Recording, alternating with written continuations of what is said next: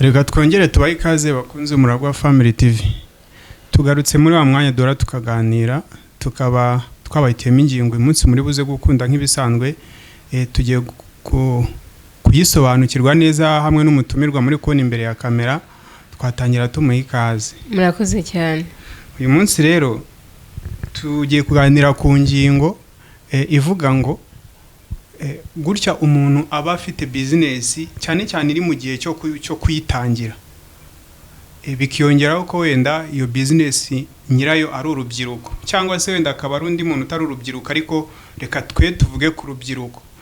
Hari igihe usanga abantu benshi bavuga bati uriya muntu ukuntu agaragara cyangwa se ukuntu yitwara birasaba ko hari ibintu azahindura kugira ngo iriya business yewe ibashe kuba successful.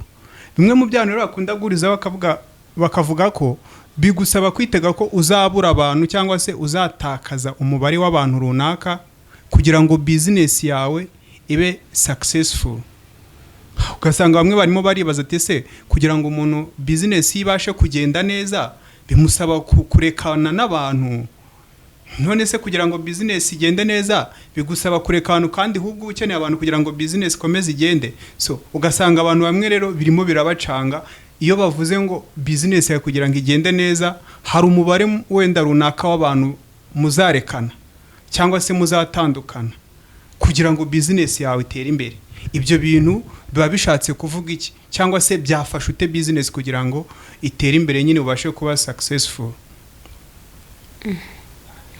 Nese ni gute wavuga ngo wajya gutangira business kandi ugatandukana n'abantu? Iyo business ni bande baba bazayikonsoma atari babana? Wenda ahangaha reka ngerageze wenda kuvuga nk'urugero rw'abantu wenda kenshi baba bakunda kuvuga. Yego. Tuvuge niba uri nk'umusore uru rubyiruko, akenshi busanga urubyiruko nyine rufite igikundi cyangwa se umubare munini w'abantu bagendana nawe, rimwe na rimwe bamwe bakabyita ikigare, ariko urumva we ababita ko ari inshuti ziwe nyine za hafi. None ugasanga muri cyagiye nyine ugiye gukora business abantu bamwe na bamwe bakakubwira bati nukomezanye na ziriya nshuti mugakomeza mukabana nk'uko wenda gutya mubanye biragoye ko iriya business yawe izatera imbere. Ugasanga abandi bakubwira bati ahubwo igihe ufite abantu nka bariya business yawe bizakorohera kuyikora. So twe turi kwibaza kugira ngo business nyine ibe successful, twibanze cyane kuri wa muntu avuze ati bari abantu byanze bikunze ugomba kubareka cyangwa se ukabagabanya. Bizaterwa n'iki cyangwa se hazakorwa iki cyangwa se ni iki kizagira umumaro mu kuba warekana na ba bantu kugira ngo business yawe nyine ikomeze igende? Ngi rero ntekereza ko abo bantu izo mpande uko ari ebyiri, rumwe ruvuga ko ugomba gutandukana n'abantu, urundi rukavuga ko ugomba wakagombye kubagumana. Navuga ko ipfundo rihari ni nge ubwanjye ugiye gutangira ya business. Ese iyo business ngiye gutangira ikansaba gutandukana n'abantu ni yihe? Ese iyo business ngiye gutangira ikansaba kuba ndi nagumana abantu ni yihe? Ubwo rero ntabwo kugeza ubu sindumva urugero uratanga kugira ngo wenda tubisobanure neza. Ariko byagenda kose iyo ugiye gukora business biragoye ko abo nitaga inshuti cyangwa se inshuti zanjye zose ushobora kuzigumana.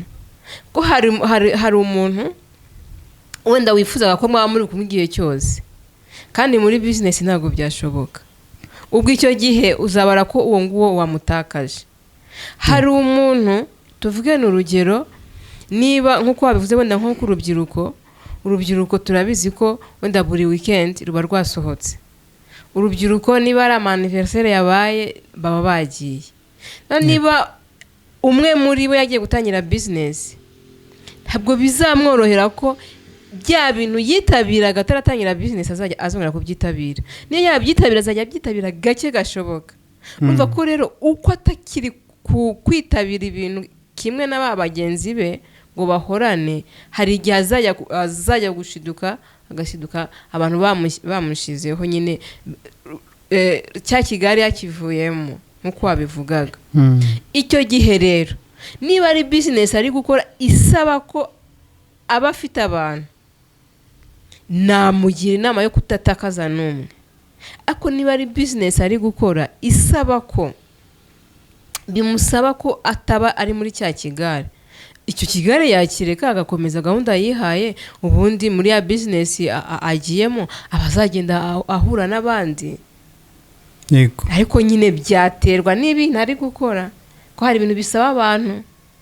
Nanone ubwo bivuze ngo intuze wenda ipfundo wa mugani nk'uko wakoresheje iryo jambo riri kuvuga ngo ubundi business ngiye gutangira iyo yaba ari iyihe. Ni iyihe? Ese iransaba iki? Iransaba ko ngumana ba bantu bose, cyangwa iransaba ko ahubwo mbagabanya? Tuvuge n'urugero, ufite ugiye gucuruza wenda ugiye gucuruza restaurant. Yego. Niba ugiye gucuruza restaurant ufite icyo kigare wari ufite nyine mwari murimo by'abacuti biki n'ibiki. Ni ufite tuvuge ufite nk'abantu 10 urumva ko atari benshi cyane, ariko biragusaba ko buri gihe abantu 10 bazajya baza wenda hakagira icyo bakonsoma for free. Yego. Abantu siko bakwifuza kubagumana baturuka muri za nshuti zawe. Aba bamombya bagenda. Niyo mpamvu rero nakubwiye ngo birasaba kumenya ese ni iki nihe business ndi gukora. Niba babandi cya kigare cyanjye ari cyo kumombya, vomeye ko bagira ute bagenda. Ariko hari n'ikintu nshobora gukora cyanza ahubwo ko nagira n'abarenze babandi 10. Tuvuge n'urugero, niba ndi gukora business isaba ko wenda nyamamaza, kandi urumva ijwi rya buri wese rirakenewe aho ngaho kugira ngo abashe kunyamamariza. Ahubwo urumva nzifuza ko baba benshi. Rero bizatera kugira ngo ugumane abantu cyangwa se ugire abureka, bizaterwa n'ibintu ukora. Okay. Ubwo mu yandi magambo utaramenya business ugiye gukora cyangwa se utarakora igishushanyo mbonera wenda cy'umushinga wawe, ntago wamenya ngo ndumvira wa muntu umbwira ngo nkwiye kwemera ko nzatakaza umubare runaka w'abantu cyangwa se ngo inshuti runaka nyine zizamvaho, kabone nubwo cyaba ari cya kigare.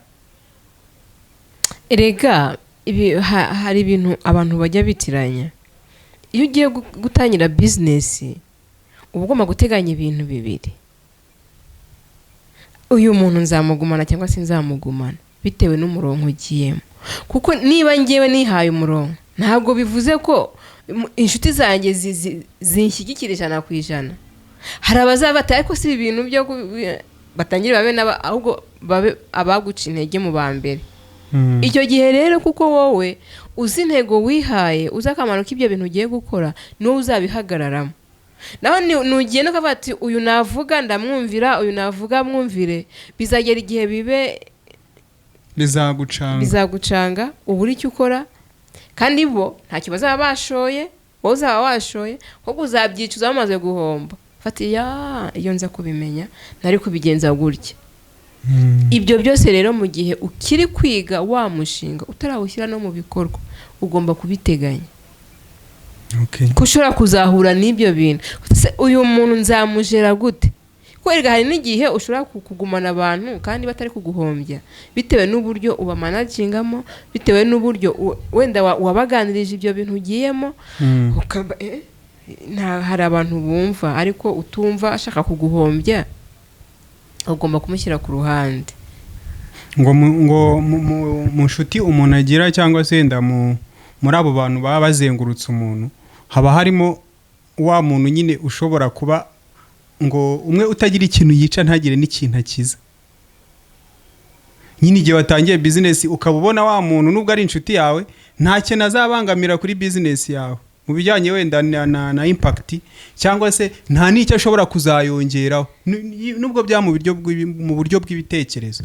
Ntago umuntu kumutakaza wavuga ngo ni ikintu kiza, kubera ko hari n'igihe uzasanga nta n'ikintu mwapfuye, byaba byiza byaba bibi ntago abizi, cyangwa se nta n'igitekerezo azabiguhaho. Icyapfa nuko yumva uri gukora nyine wenda wabonye akazi nako ufite, ibyo ngibyo ntacyo bimubwiye. Icy'ingenzi nuko muzapanga umuhuro cyangwa se mugapanga gusura wa muntu ukamusangayo cyangwa se mukajyana. Ariko ibyo ngibyo ntabwo ari byo twashakaga gutindaho cyane. Njye nashakaga none hanga kwibaza igihe noneho mbe n'uwo muntu yisanze, kuko hari igihe nyine wenda we yasanze business afite byanze bikunze akeneye kuyiha umwanya. None kandi kuyiha umwanya bivuze ko nuyiha umwanya uzaburira umwanya za nshuti zawe. None ugeze kuri ya etape noneho kubona ko ba bantu nyine bahoze bitwa ko ari abantu bawe pe mwaraburanye cyangwa se wenda ntago bakitwa inshuti zawe. Icyo gihe muri business ukwiye kubifata nkaho wenda ukwiye gushaka uburyo wazisegura kuri ba bantu, cyangwa ni uburyo nyine bwo gukora business ukamaramaza kuyikora, wenda ba bantu bazabona ko nyine ariko business ikorwa bakazakugarukira, cyangwa se ukavuga uti nibagaruka bazagaruke, nibatagaruka I don't care. Ubundi niba ari inshuti zawe uko byagenda kose ujya gutangira umushinga wabibabwiye ukabibaganirizaho, urumva. Ariko iyo bamaze gufata umwanzuro ushobora kugiraho wowe ubwawe ingaruka, kuko guhomba kwanjye wenda ashobora kuba nta ngaruka bizamugira kuko ntabwo ari business yiwe.